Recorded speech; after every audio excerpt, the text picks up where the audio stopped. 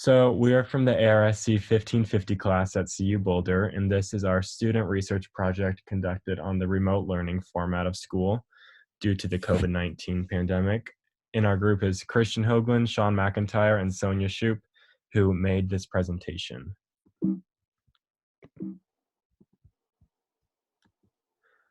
So first we asked our respondents what university or institution they attended at the moment. A majority of them said CU Boulder, but there's also a few other ones in there, including San Diego State University, Front Range Community College, and Colorado School of Mines.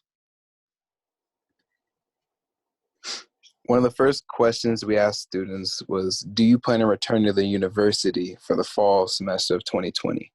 Majority of the students, so over 60%, actually said yes, while under 10% of them said no. And in the middle, we had about 20% say maybe.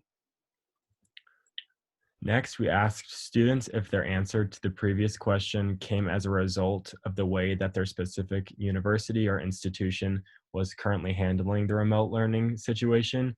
And as you can see in the graphs provided, a majority of them said no, just because university was attending to them and they felt that their needs were being fully respected and dealt with. Furthermore, we asked students, do you feel the current needs as a student are being catered to? 63.6% of the students said yes, while partially 36% four of them said no.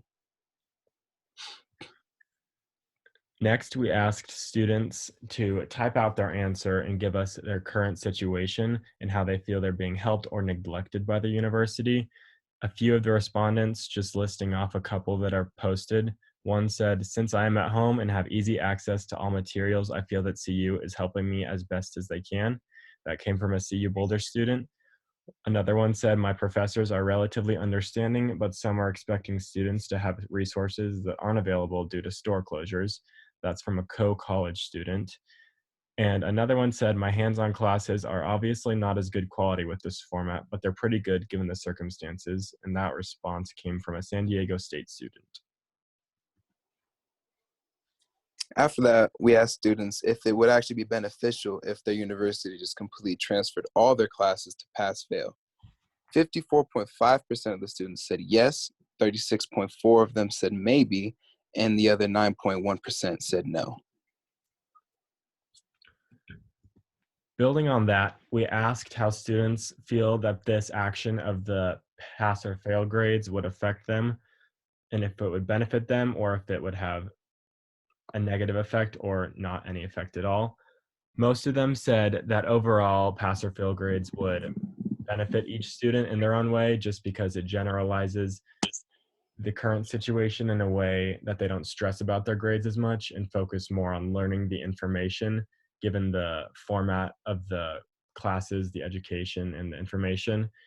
And they feel that they don't have to worry about as much of grades rather than retaining or rather than learning the information given or doing it the best they can.